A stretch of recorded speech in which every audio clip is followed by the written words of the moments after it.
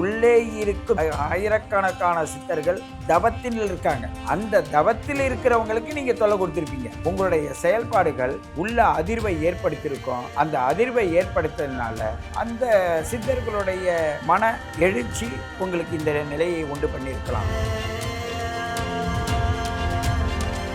அண்ணாமலையார்லாம் ஒருத்தவங்களுக்கு தண்டிக்கிற நிலையில் உள்ளவருக்கு பேர் அண்ணாமலையார் இல்லை. அவர் எல்லா பிரபஞ்சத்தையும் கட்டி காக்கக்கூடியவர்.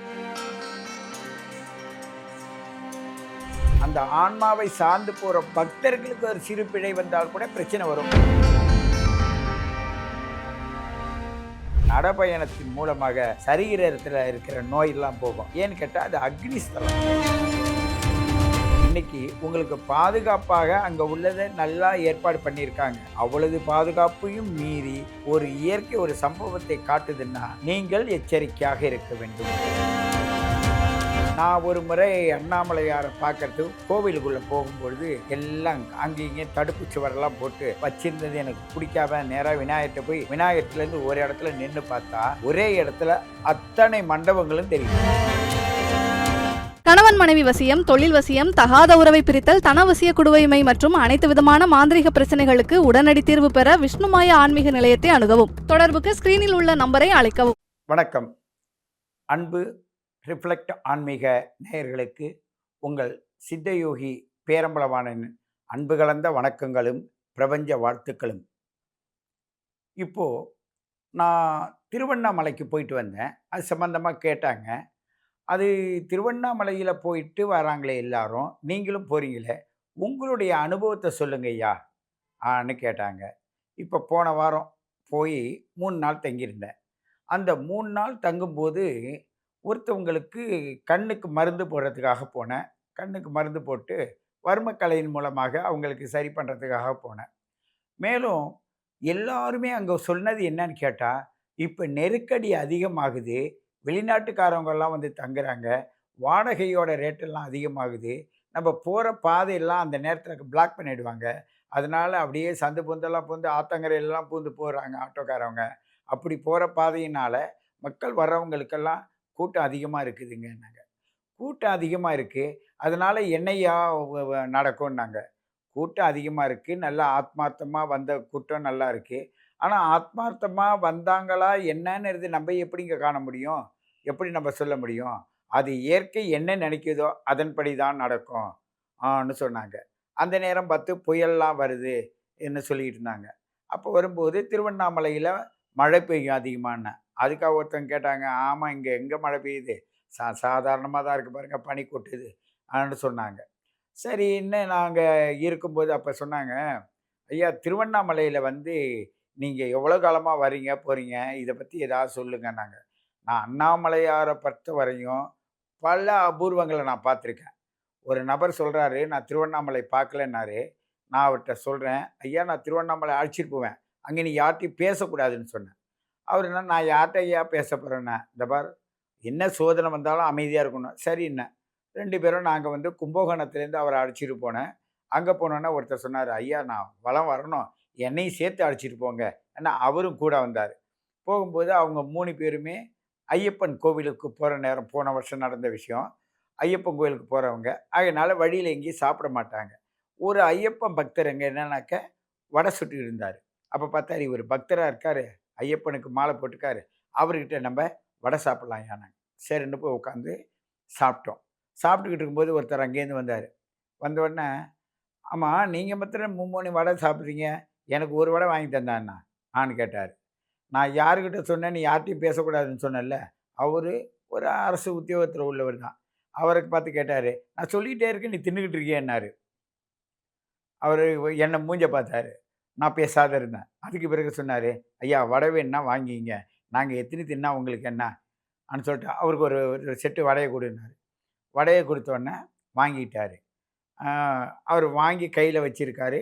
நாங்கள் இன்னும் 2 வடை கேட்குறாரு, அவர் கொடுக்குறாரு. அப்போ சொன்னேன், எனக்கு இன்னும் 2 வடை சொல்லுங்களேன்னாரு.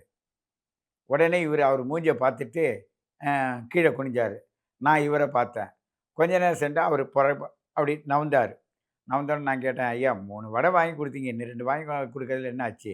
அவர் கேட்குறாருல, எல்லாத்தையும் கேட்டிருக்க மாட்டார். நான் அப்படியா சரின்னு என்கிட்ட பேசிட்டு திரும்பி பார்க்குறாரு. அந்த ஏரியாவிலே ஆள காணோம். எவ்வளோ தூரம் வேணும்னாலும் அவரு ஓடி பார்த்தாரு. கிடைக்கல. நான் சொன்னேன், "நீ யார்ட்டயும் பேசாதன்னு சொன்னேன்ல." வச்சாரா? அண்ணாமலையார் வந்து உன்கிட்ட வடை வாங்கிட்டு போயிட்டாரா? வடை குடுக்கலன்னு வேற சொல்லிட்டு போயிட்டாரா? இது தேவையா உனக்குன்னேன். "சாமி எனக்கு தெரியாது சாமி. இப்படிலாம் நடக்கும்ன்னேன்." ஐயா நாங்க பல அனுபவம் பட்டுருக்கோம்யா. அப்படியே நேருக்கு நேர் பேசுவாரு. நம்ம மனசுல ஏதாவது பிரச்சனை இருக்கும். அந்த பிரச்சனைய அப்படியே சொல்லிட்டே போவாங்க. இப்படி ஆன்மீகத்துல தன்னைத்தானே ஊடுருவி, அந்த சக்தியும், பக்தியும், புத்தியும் கொண்டு உங்களுடைய ஆத்மார்த்தமான பயணமாக ஒவ்வொரு ஸ்டெப்பு நீங்க அண்ணாமலையை சுத்தி வச்சீங்கன்னா, அந்த கிரிவல பாதையிலேயே உங்களுடைய பூர்வத்தில் செஞ்ச பாவங்கள் அத்தனையும் உங்களுடைய வேர்வையாலேயே உங்களுக்கு சுத்தம் பண்ணி கொடுக்கப்படும். அதே நேரத்தில அந்த நடைப்பயணத்தின் மூலமாக சரீரத்தில இருக்கிற நோயெல்லாம் போகும். ஏன்னு கேட்டா, அது அக்னி ஸ்தலம். அப்படிப்பட்ட அக்னி ஸ்தலத்தில நம்ம போகும்போது, அக்னியில எல்லாமே அஸ்தமிச்சு போயிடும். எல்லாமே மறைஞ்சிரும். அப்படி இருக்கும்போது நோயா இருந்தாலும், மனநோயா இருந்தாலும், நம்மளோட பூர்வ புண்ணியத்தில ஏற்பட்ட கஷ்டமா இருந்தாலும், இது அண்ணாமலையார்ட்ட நாங்க கண்டது. நெறைய விஷயங்கள் கண்டிருக்கோம். அது மாரி கண்டுகிட்டு இருக்கும்போது, இந்த நேரம் என்னன்னாக்கா நான் போனேன். மொத நாள் என்னன்னாக்கா ஒரு நண்பர போய் பார்த்தேன். அவர் சொன்னாரு, "ஐயா எப்ப போறீங்க?" "நாங்க இன்னைக்கு நைட்டு போறோன்னேன்." "சரி போயிட்டு வாங்கய்யான்னாரு." நான் நெனச்சேன், என்னடா மழை பெய்யுது, புயல் அடிக்குது, போயிட்டு வாங்கன்னு சொல்றாரே நெனச்சிருந்தேன். என்ன கொண்டாந்து பஸ் ஸ்டாண்ட்ல விட்டாரு. நான் பஸ் ஏறிட்டேன். வர்ற பாதையில புயல் அடிக்குது. பஸ்ஸு எதிர்த்து நிக்குது. அது மாரி வந்துகிட்டு இருக்கோம். பத்திரமா வந்து சென்னை வந்து சேர்ந்துட்டேன். அதுக்கு பிறகு பார்த்தா மறுநாளு அட் திருவண்ணாமலையில அடிச்சு நொறுக்குன மழை. அளவுக்கு மீறிய இவ்வளோ காலங்கள் இல்லாத மழை.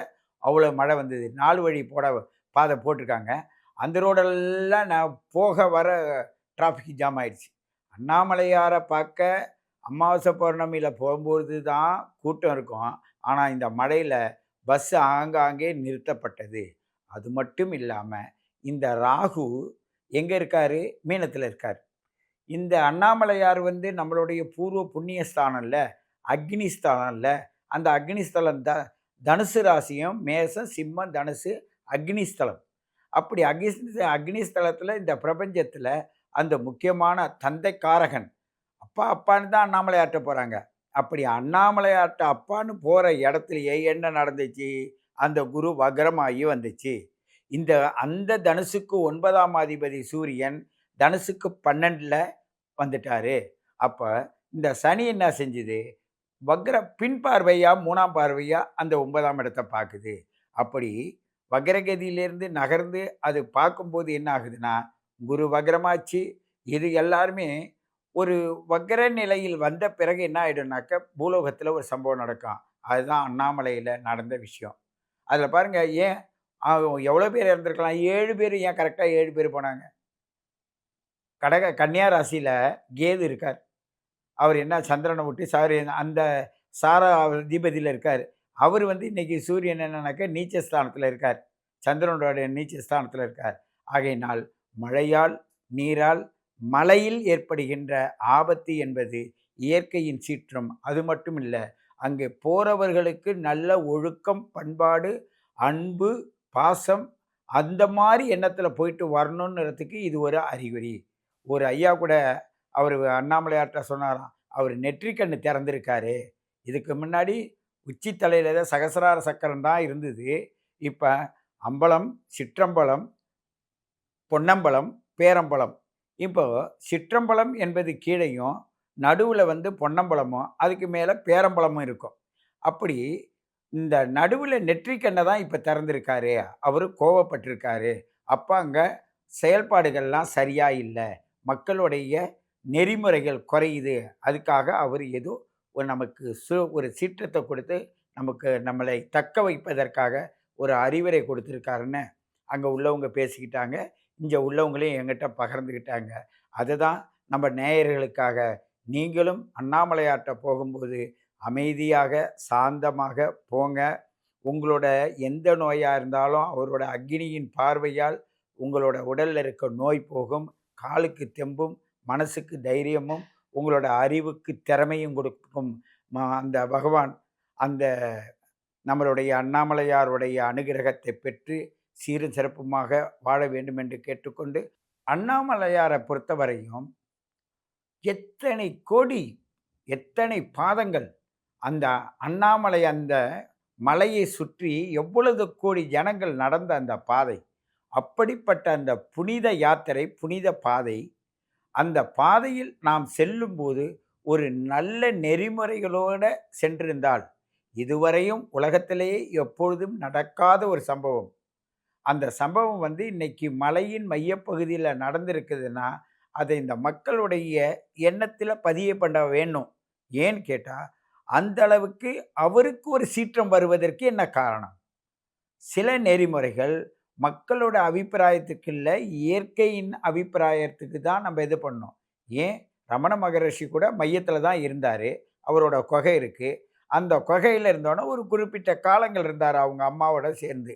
அதற்கு பிறகு என்னாச்சுன்னா, அவருக்கு ஞானம் பொறந்தோன்ன, இன்னைக்கு அவர் தனியா ஒரு இடத்துல அவருடைய இறைவனோட தன்னை ஈடுபடுத்தி, அதில நெறைய மக்களுக்கு சேவை செய்து, அதன் மூலம் தான் கண்ட உண்மைகளெல்லாம் நெறைய பேர் தெரிஞ்சுக்கிற அளவுக்கு அவரு அத விரிவுபடுத்திக்கிட்டே போனாரு. அதுபோல இங்கேருந்து போன மக்கள்லாம் தன்னுடைய அனுபவங்கள பலவாறு பல பேர்ட்ட பகிர்ந்துக்கிறதுனால தான், ஒவ்வொரு நாளும் ஒவ்வொரு மனிதனும் தன்னையும் அந்த அண்ணாமலையாரோட இணைச்சு, அங்க புனித யாத்திரை போயிட்டு வரணுன்ட்டு போறாங்க. அப்படி இருக்கும்போது ஒவ்வொரு பௌர்ணமி மட்டும் அல்லாமல், அமாவாசையிலும் ஒரு கூட்டம் போயிட்டு தான் இருக்காங்க. இன்னைக்கு உங்களுக்கு பாதுகாப்பாக அங்க உள்ளத நல்லா ஏற்பாடு பண்ணியிருக்காங்க. அவ்வளவு பாதுகாப்பையும் மீறி ஒரு இயற்கை ஒரு சம்பவத்தை காட்டுதுன்னா, நீங்கள் எச்சரிக்கையாக இருக்க வேண்டும். மனிதனுடைய ஆசை, பேராசை, அவலாசை இவைகளிலிருந்து அன்பு, அறிவு, தெளிவு, நல்ல பழக்கவழக்கங்கள் இவற்றினுள் நீங்க புறப்பட்டு நீங்க அது உங்களோட மனசுக்குள்ள பதிய வச்சீங்கன்னா, உங்கள பாரம்பரியம் நல்லா இருக்கும். உங்கள வம்சாவழி நல்லா இருக்கும். அண்ணாமலையாரோட அனுகிரகம் உங்களுக்கு அவ்வளோ அற்புதமா இருக்கும். சும்மா நீங்க வீட்ல இருந்துகிட்டு அண்ணாமலையார நெனச்சுட்டு எத்தனையோ பேரு, எவ்வளவோ பேரு அண்ணாமலையாருடைய எண்ணத்துல வாழுறவங்க இருக்காங்க. அவங்களோட பக்தி மார்க்கத்துல எத்தனையோ பேருக்கு அன்னதானங்கள் வழங்குறாங்க. நெறைய பேரு அங்க போகாமலே இங்கேயே சில இடங்கள கிரிவலம் வருவது போல் சிறு சிறு இடங்கள கிரிவலம் மாரி வச்சிருக்காங்க. ஒரு பார்க்ல நடந்தா கூட அண்ணாமலையாரோட பேர சொல்லிட்டு நடக்குறாங்க. இதெல்லாம் ஏன் நடக்குது? அவர் செஞ்ச பல அபூர்வம். அதுக்கு நான் ஒரு முறை அண்ணாமலையார பார்க்கறதுக்கு கோவிலுக்குள்ள போகும்பொழுது, எல்லாம் அங்கேயும் இங்கேயும் தடுப்பு சுவரெல்லாம் போட்டு வச்சிருந்தது எனக்கு பிடிக்காம நேரா விநாயகர்ட்ட போய், விநாயகர்லேருந்து ஒரு இடத்துல நின்னு பார்த்தா, ஒரே இடத்துல அத்தனை மண்டபங்களும் தெரியும். அந்த மரத்துக்கு பக்கத்துல விநாயகர் கோயிலுக்கு பக்கத்துல ஒரு ரவுண்டு கட்டியிருப்பாங்க. அந்த வாசல் கிழக்கு வாசலுக்கு எதிர்க்க. அந்த ஏரியாவுல போயி நின்னு பார்க்குறேன். பார்த்தோன்னே ஒருத்தர் அங்கேருந்து வந்தாரு. "ஐயா என்ன பார்க்குறீங்கன்னாரு." "இங்க நின்னா எல்லா மண்டபத்தோட மேல் பகுதி தெரியும்னேன்." அவரும் நின்னு பார்த்தாரு. பார்த்துட்டு போய் நாங்க அந்த ஸ்தல விருட்சிகத்தில போய் உட்காந்துருந்தேன். அப்போ கேட்டாரு, "ஐயா அண்ணாமலையார பத்தி உங்களுக்கு ஏதாவது தெரியுமான்னா?" "எனக்கு ஒண்ணும் தெரியாதுங்க. அண்ணாமலையார் என்ன செய்றாருன்னு எனக்கு பார்க்க தான் தெரியும்னேன்." "அப்படியா? என்ன செய்தாரு? உங்கள்ட்ட நீங்க பார்க்கறதுக்குன்னேன்." "நான் அந்த கழுத்தில போட்டிருக்க இதுக்கு கழுத்தில ஒரு கவசம். அந்த கவசம் இல்லாத வெறும் இதா போனேன்." அப்போ என்ன பண்ணாங்கன்னாக்கா, தாமோதர் ஐயா நிகழ்ச்சி நடத்திட்டு இருக்காரு. அப்போ ஒரு பாப்பா பக்கத்தில உட்காந்து அந்த நிகழ்ச்சிய கேட்டுக்கிட்டு இருந்தது. அப்ப "கண்டமாலை இல்லையா உங்கள்ட்டன்னாரு?" "இல்லையேம்மா" ஆன்னேன். "அப்ப இந்த இடத்த பிடிச்சுங்க. நான் உங்களுக்கு கண்டமாலை வாங்கிட்டு வரேன்னுச்சு." சொல்லிட்டு என்ன அந்த இடத்துல உட்கார வச்சுட்டு போயிட்டு. போனது பார்த்தா 1 1/2 மணி நேரமா வரல. நான் என்னடா இது பொருள்லாம் வச்சுட்டு போயிட்டே! அப்படின்னு சொல்லிட்டு நானும் உட்காந்து தாமோதரம் ஐயா நடத்துற அந்த நிகழ்ச்சிய கேட்டுக்கிட்டே இருக்கேன். கேட்கும்போது அந்த உள்ளூர இருந்த மன வெறுப்பு, மனக்கசப்பு, மனதில இருக்கிற அந்த குற்றம், குறை இதெல்லாம் அங்க நீக்கப்படுது பாருங்க. அந்த ஒரு அது அப்படியே பரவசமான நிலைக்கு கொண்டு போறார். அந்த பரவசமான நிலையில உள்ள நடந்த அந்த நிகழ்ச்சியில நான் கண்ட பிறகு, அதுக்கு பிறகு அந்த புள்ள வந்தது. வந்துட்டு அது கையாலேயே தான் இந்த கண்டமாலை, மாலைன்னு சொல்லக்கூடிய இந்த ருத்ராட்சத்த எனக்கு போட்டாங்க. அன்று முதல் எனக்கு பல மனிதர்கள நான் சந்திக்கிற ஒரு வாய்ப்பும், நல்ல ஆன்மாக்களோட சந்திக்கிற வாய்ப்பும். நீங்க வேண்டுவது என்ன கேளுங்க, நல்ல மனிதர்களோட பழக்கவழக்கம் வேணும். நல்ல ஆன்மாவோட நான் பழக வேண்டும். நீங்க அண்ணாமலையாரே நீங்க எங்கள்ட்ட வர வேண்டும். அவர் அண்ணாமலையார் வீட்டுக்குள்ளே வந்துட்டா வாஸ்தும் தேவையில்லை, ராசி பலனும் தேவையில்லை, எதுவும் தேவையில்லை. ஏன்னு கேட்டால் நீங்கள் அவருக்கு தகுந்த மாதிரி மாறும்போது இயற்கைக்கு தகுந்த மாதிரி நீங்கள் மாறிடுவீங்க. அந்த இயற்கையே உங்களை வழி நடத்தும். அப்படி அதில் குற்றம் குறைகள் உள்ளவங்க தான் ராசி பலன் மற்றதெல்லாம் பார்க்கறதுக்கு வராங்க. ஆனாலும் அப்படிதான் படிப்படியாக தான் நம்ம முன்னுக்கு போகணும். அதுவும் ஒரு இயற்கையின் நியதி தான். அப்படி இருக்கும்போது அந்த திருவண்ணாமலையில் நடந்த இந்த சம்பவத்தின் மூலமாக பலரும் பலவிதமாக தன்னை அம், தன்னுடைய சிந்தைக்கு ஏற்றது மாதிரியே மற்றவங்க பேசுறத வச்சு சொல்றாங்க. இந்த கலியுகத்தின் மாற்றம் என்பது ஏதேனும் ஒரு ஞாபக சின்னம் வந்தால் தானே அதை வச்சு நீங்கள் மாறுவீங்க. அதற்காக யாரா இருந்தாலும் சரி, முதல்ல கிரிவல பாதை வராங்க. சில விஐபிகளுக்கு உள்ளூர போறதுக்கு ஒரு பாதை அமைச்சு குடுத்தாங்க. சில பேர் வந்து வெளியிலேயே தங்கக்கூடாதுன்னு ஒரு அரண் மாரி அமைச்சிருந்தாங்க. அதையும் மீறி அந்த பகுதிக்குள்ள போனவங்க, மீறினால் சட்டங்கள் சொல்லுன்றது ஒரு புறம் இருந்தாலும், அந்த இயற்கை போட்ட திட்டத்திற்கு உட்பட்டு போனால் என்ன நடக்கும் என்ற ஒரு அறிகுறி தான் இது.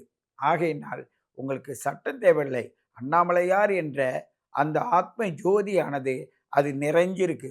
காரணம் என்னான்னு நீங்க போனதோ, இப்போ விழுந்ததோ எதுவும் எனக்கு சொல்லத் தெரியல. ஏன்னு கேட்டா, உள்ளே இருக்கும் சித்தர்கள் ஆயிரக்கணக்கான சித்தர்கள் தவத்தில் இருக்காங்க. அந்த தவத்தில் இருக்கிறவங்களுக்கு நீங்க தொல்லை குடுத்திருப்பீங்க. உங்களுடைய செயல்பாடுகள் உள்ள அதிர்வை ஏற்படுத்தியிருக்கும். அந்த அதிர்வை ஏற்படுத்ததுனால, அந்த சித்தர்களுடைய மன ஒரு எழுச்சி உங்களுக்கு இந்த நிலையை உண்டு பண்ணியிருக்கலாம்.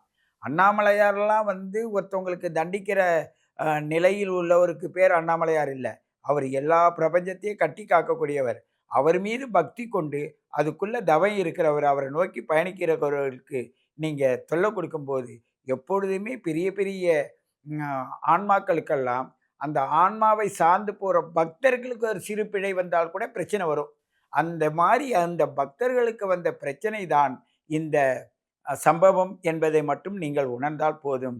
நீங்கள் உங்கள் மனமார யாருக்கும் எந்த தீங்கும் நினைக்காம, உங்களை நீங்க சுத்தமாக எடுத்துச் சென்றால், உங்களுக்கு கண்டிப்பாக வாழ்வில் அண்ணாமலையாருடைய அருள் கடாட்சகம் உங்களுக்கு நெறைய இருக்கும். நாங்கலாம் பார்த்துருக்கோம். ஏகப்பட்டது பார்த்துருக்கோம். அப்படியே அண்ணாமலையாரோட இடத்துக்கு ஒரு 4 கிலோமீட்டருக்கு அந்தாண்ட ஒரு நண்பருடைய தோட்டத்தில நான் நின்னு பூஜை பண்ணிக்கிட்டு இருக்கேன். பார்த்தா அங்க ஒரு சூலம் இருக்கு. சூலத்தில உடுக்க இருக்கு. அந்த உடுக்க கருங்கல்லால் ஆன உடுக்க. நான் அந்த அண்ணாமலையார பத்தி பாடி குளிச்சிட்டு பாடும்போது ஒரு மூலிகை ஒண்ணு கையில வச்சிருந்தேன். அந்த மூலிகைய கையில வச்சுட்டு அத பாடும்போது, பெரும்பாலும் மூலிகைன்னாவே வேப்பில தான் இருக்கும். ஆனா, நான் கோபுரம் தாங்கின்ற ஒரு மூலிகை அங்க நெறைய இருந்தது. அதில கொஞ்சம் கையில வச்சிருந்தேன். அவ்வளோதான் நான் வச்சிருந்தது. அந்த உடுக்கையில அந்த சப்தம் கேட்டுச்சு பாருங்க. அப்படியே பம் பம் பம் பம் பம் பம் பம் பம் பம்னா அந்த சவுண்ட் அந்த உடுக்கியின் சவுண்ட உணர்ந்து அந்த ஐயாட்ட சொன்னேன். ஐயாவே உங்களுடைய பாடலுக்காக அவர் ஆடியிருக்காரு ஆனாங்க. அந்த நேரத்தில என்ன நடந்ததுன்னா, அன்னைக்கு சிவராத்திரி அன்னைக்கு நைட்டு. அந்த நேரத்தில என்ன நடந்ததுன்னா, அந்த இடத்துல ஒரு வித்தியாசமா ஒரு காத்து அந்த மரத்தெல்லாம் தள்ளுனுச்சு. அத நான் பார்த்தேன். அந்த தள்ளுனுச்சு காத்து. யாரோ போய் ஒரு காத்து வீசுற மாரி. நான் அமைதியா தான் நிக்கிறேன். ஆனால் அந்த காத்து தள்ளுவதும், அந்த உடுக்கை அடித்ததும், அந்த சூலத்துக்கு இடையில நடந்த சம்பவம் என் அனுபவம். இது நான் பல பேர்ட்ட சொல்லியிருக்கேன். இத உங்களுக்கு முன்னாடியும் சொல்றேன். ஆகையினால் உங்களுடைய பக்தி உங்களை ஒரு வயப்படுத்தும்போது, ஆக்கிரமிக்கும்போது, அந்த இறைவனையும் வயப்படுத்தி ஆக்கிரமிக்கும். அந்த சக்திக்குள் நீங்க போயிட்டீங்கன்னா, ஆசை, பேராசை, நிராசை இவைகள்லாம் உங்களை வந்து தாக்காது. அந்த ஆத்ம ஜோதியானது இந்த பிரபஞ்சத்தில எங்கெல்லாம் போகணும், அஷ்டமா சித்தி அடையும். நீங்க என்ன நினைக்கிறீங்களோ அத்தனையும் நடக்கும். அப்ப நீங்க அந்த நிலையில பார்த்தீங்கன்னா, பல பேருக்கு குடுக்கிற தன்மையில இருப்பீங்களே தவிர, கேட்கிற தன்மையில இருக்க மாட்டீங்க. அந்த மாரி நிலைமையில நீங்க எல்லாரும் வரணும்னு கேட்டுக்கொண்டு, இதை கண்டு அதிகமாக பயப்பட வேண்டாம். பிறருக்கு தீங்கு செய்யாமல், பிறர் மனம் நோகாமல் நடந்து கொள்ளுங்கள். அதுவே இந்த பிரபஞ்சத்துக்கு நீங்க செய்ற பெரிய உதவியாக இருக்கும். அது உங்களை என்றென்றும் பாதுகாக்கும் என்று கேட்டுக்கொள்கிறேன். நன்றி.